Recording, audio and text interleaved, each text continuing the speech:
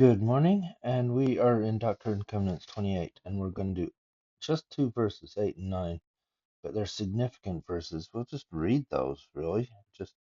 We read them, and we kind of skipped over them yesterday, but quickly read them. Now, behold, I say unto you that you shall go. This is talking to Oliver Cowdery. You shall go. Uh, I've lost my place. Sorry. You shall go unto the Lamanites and preach my gospel unto them. And inasmuch as they receive thy teachings, thou shalt cause my church to be established among them, and thou shalt have revelations, but write them not by way of commandment. And now behold, I say unto you, that it is not revealed, and no man knoweth where the city of Zion shall be built, but it shall be given hereafter. And I say unto you, that it shall be on the borders uh, by the Lamanites. And we'll get into that a little bit more where it is, or um, and certainly as we go on, we'll see more of that. Um, so the question is, why was a mission to the Lamanites significant? One purpose of the Book of Mormon is that the Lamanites might come to the knowledge of their fathers, that they might know the promises of the Lord. Um, this was consistent with the promises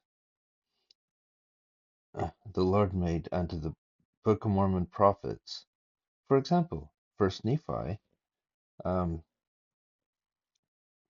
13, 34, 30. Yeah, I don't think I'll read all that. And it came to pass, the angel spake unto me, saying, Behold, saith the Lamb of God, after I have visited the remnant of the house of Israel, and this remnant whom I speak of is the seed of thy father. Wherefore, after I have visited them in judgment and smitten them by the hand of the Gentiles, and after the Gentiles do stumble exceedingly because of the most plain and precious parts of the gospel of the Lamb, which have been kept back by the abominable church, which is the mother of harlots, saith the Lamb, I will be merciful unto the Gentiles in that day, insomuch that I will bring forth unto them mine own power, unto them, bring forth unto them in mine own power much of my gospel, which shall be plain and precious, saith the Lamb. Um, so there's a lot more in there, but are we? What just happened? There we go.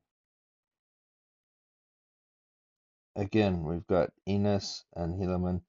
I think I'm going to pass on that today. But let's go to Helaman. Yea, I say unto you, that in the latter times the promises of the Lord have been extended to our brethren the Lamanites, notwithstanding the many afflictions which they shall have, and notwithstanding that they shall be driven to and fro upon the face of the earth, and be hunted, and shall be smitten and scattered abroad, having no place for refuge. The Lord shall be merciful unto them, and this is according to the prophecy, that they shall again be brought to the true knowledge, which is the knowledge of their Redeemer and their great and true Shepherd, and be numbered among the sheep.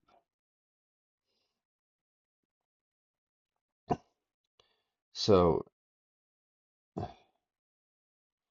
um,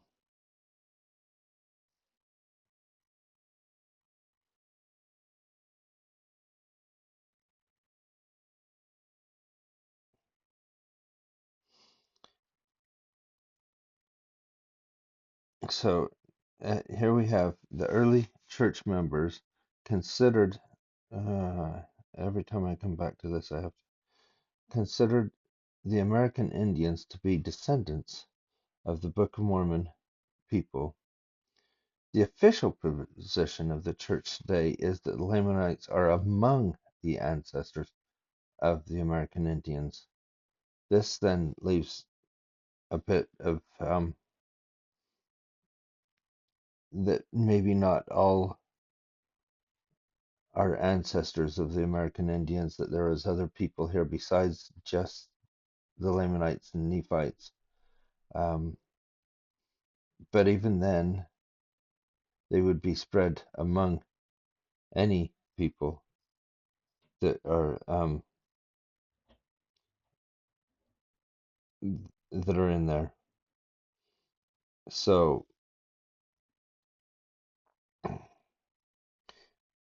I think it's significant. I don't see any reason to say that, oh, this person is a Lamanite, this person's not, or whatever. I remember being at BYU and having the Lamanite generation, which was performers who had a Native American background, or was, I believe they still have count the Hawaiian people as Native American in the same way and um, and so we'd see some wonderful performances at BYU at that time from these people, and these are people who are descendants that who have joined the church. Maybe not during this time, because as we find out in the history, if you read more of Oliver Cowdery's mission to the American Indians, you find that they go out and they preach to um, I, I think it's the Delaware was one of them, um, and then they were supposed to be able to go back and had promised to go back, and then the government steps in and says no proselyting to the Indians at all, and so at that time it was shut down basically. Um, and But there is a lot more that goes on. And just before we finish with that part, I just wanted to um, share one podcast that I've been listening to for a while, and that is called "Rejoice and Testify of Jesus Christ in the Book of Mormon" by Cherisse Fisher, who is Native American, and she often talks to, well, she talks to friends and family, a lot of whom are Native Americans, also Hawaiian and um, of Asian descent as well, and has a really good. I really enjoyed listening to her podcast. She interviews a lot of people and get their testimonies, um, and so I recommend that. And she often brings in her Native American um, culture in there as well as um, and it uh, helps see this testimony, that how they feel about the Book of Mormon and their relationship with it. Um, anyway, I just thought I'd plug that.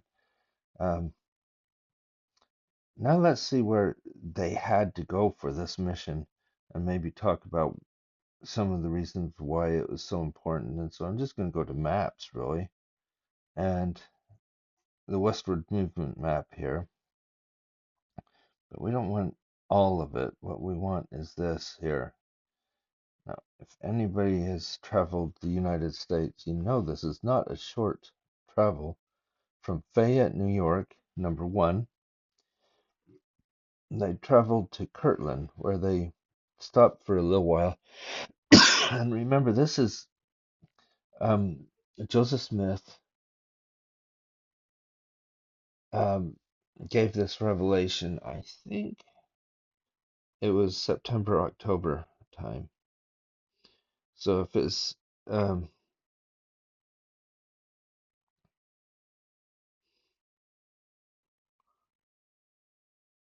September, yeah. So in September 1830, he was given this charge to go preach to the Lamanites. Oliver Cowdery was. And then Peter Whitmer Jr. also received um, a commandment to um,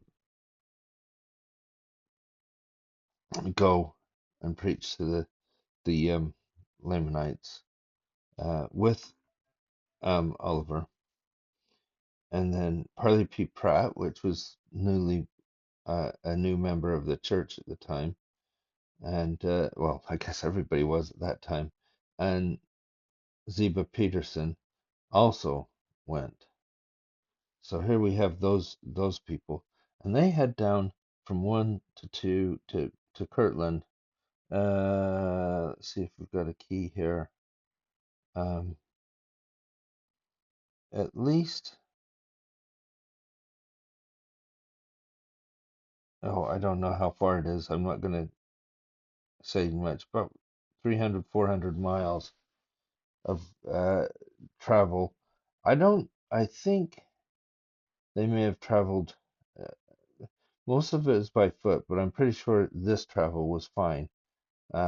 It didn't take them very much. So in October, they go in and they stop in by Kirtland, which is a place called Mentor, Ohio, um, which is where they uh, pri- um,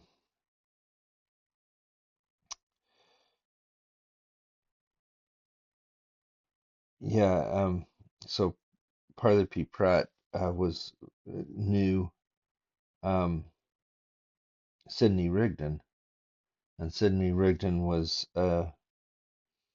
um, what was it? Sidney Rigdon was a former friend and instructor in the Reformed Baptist Society. So he's basically going to his friend and just like saying, "Yeah, well, we're doing this," and gives him the Book of Mormon. He then shares it with his congregation, and many people join. In fact, it says that there's 127 souls who joined um, in 2 or 3 weeks. That's a lot. Um, it means a little bit to me because I remember when I was ward clerk in our ward, we were hitting regularly around 127, 130 members at church. And so when I could look out, I can imagine how much that would be in one go. Um, and um, see what that congregation, and that would be a big congregation at that time, especially in a couple of weeks. So these people are hungry, and it's very significant. It wasn't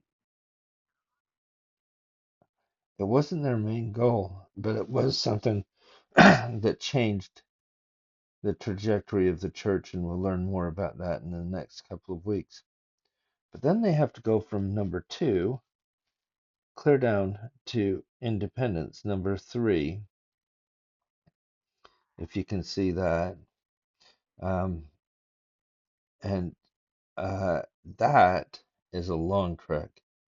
And in fact, they mention that um, as they went that eh, they they were stuck in Illinois and uh, for a while because of um, deep snow. It's the middle of winter. I mean, they left in October, spent a few weeks, so it's in December and January when they're traveling through Illinois. This is not an easy journey, and they left with just like a month after they got the call to do this.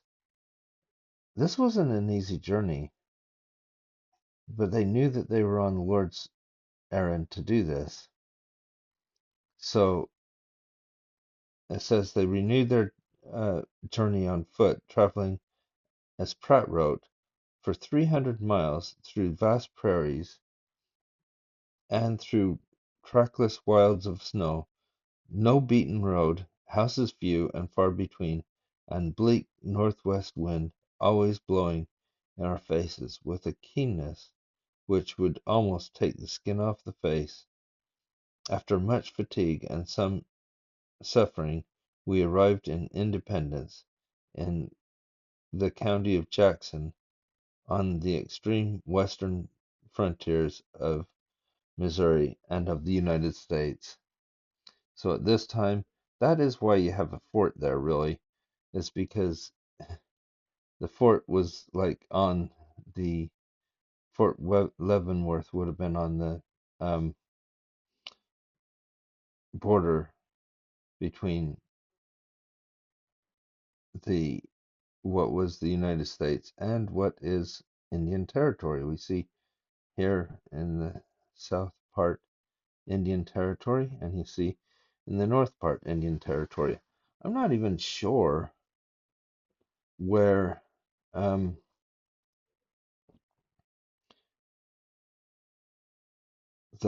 where they went. I thought it was up in Iowa area, um, the northern Indian Territory.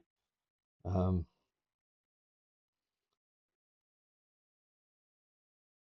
and then they preached to the Indians. Um, the Delaware was one of them, like I said. Um, but as we said before,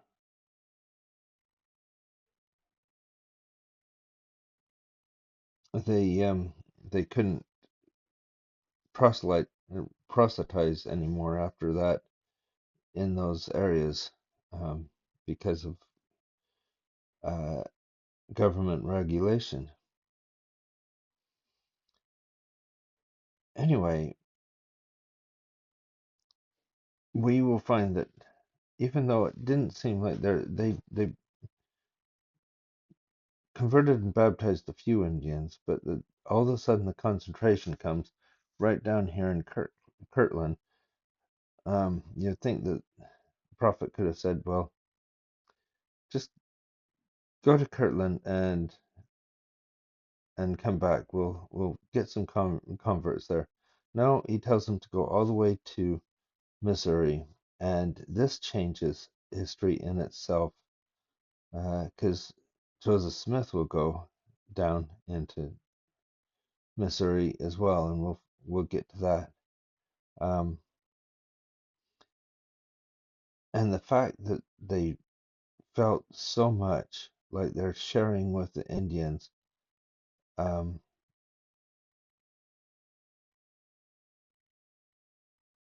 their traditions, the Native Americans as being um, truly Lamanites, um, was a big thing, and it does change things a lot. Um, and they believed in it enough to take that big of a journey in the winter time of all times. So I just hope we can understand the significance of this and how this changes a lot of things in the church in the future. And I hope you look at some of the things that are happening today. You don't know how it's going to affect us in the future, but I do know that the Lord knows and has things in hand. And I hope that you have a wonderful day. We'll see you tomorrow.